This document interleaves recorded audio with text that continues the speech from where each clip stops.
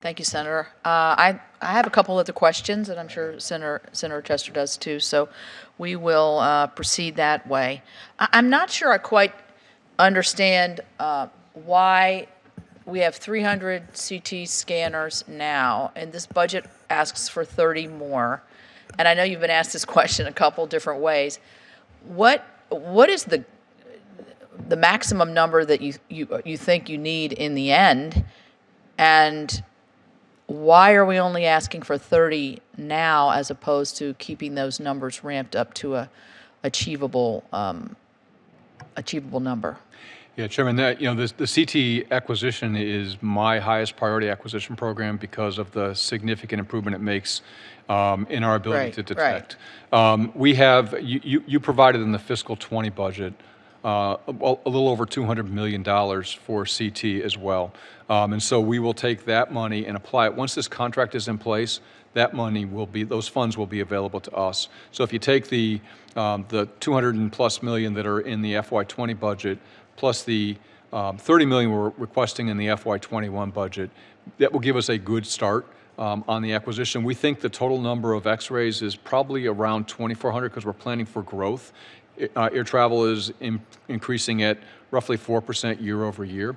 The other aspect that I would highlight for you is that we have very strong partnerships with the carriers and the airports on technology.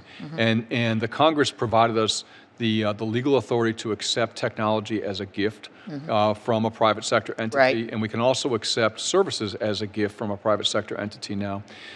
We have found the carriers and the airports to be very generous in gifting this technology. So is that occurring right now? That is occurring right now. Yes, ma'am.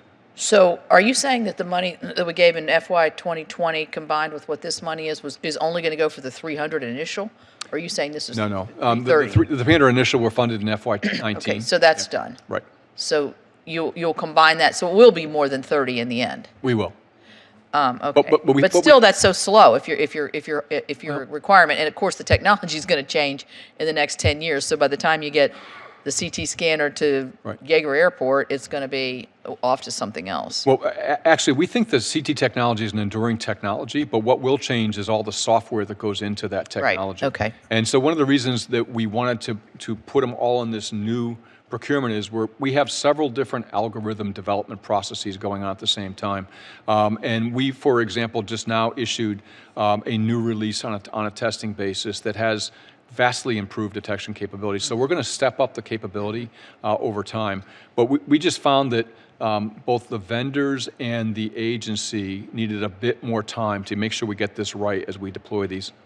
Okay, I know also in rural airports, one of the issues is, and it was pointed out when I went on the tour with you, is sometimes there's confined spaces, there's not enough place to conveniently locate these machines. They're a little larger, so that reconfiguring the airport is a challenge for our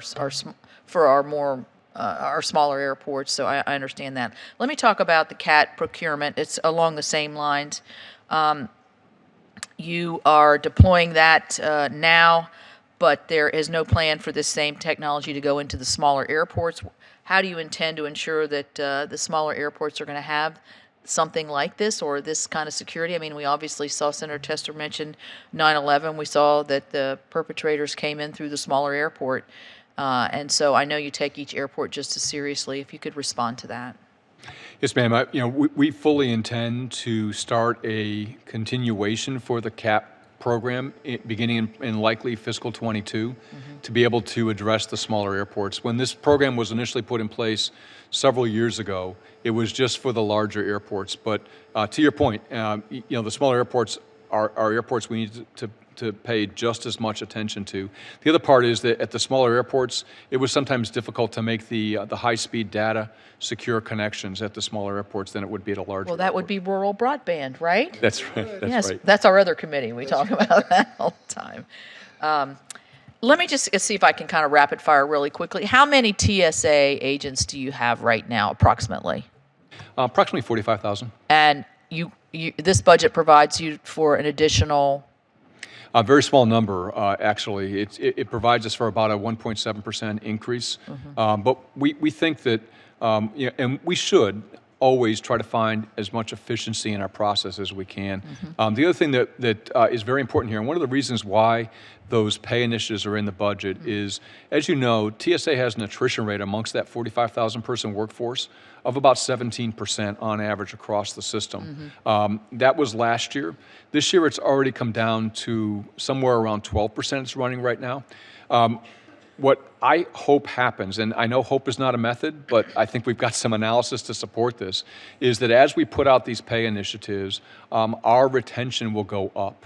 And I'm putting a lot of attention on making sure that we address all of the workplace issues that our officers and anybody in TSA has identified in the annual surveys we do. I mean, I read those things. When I visit an airport, I visit a FAM field office, for example, I look at their individual survey results, so I know what the workforce had said about how we're doing as an agency.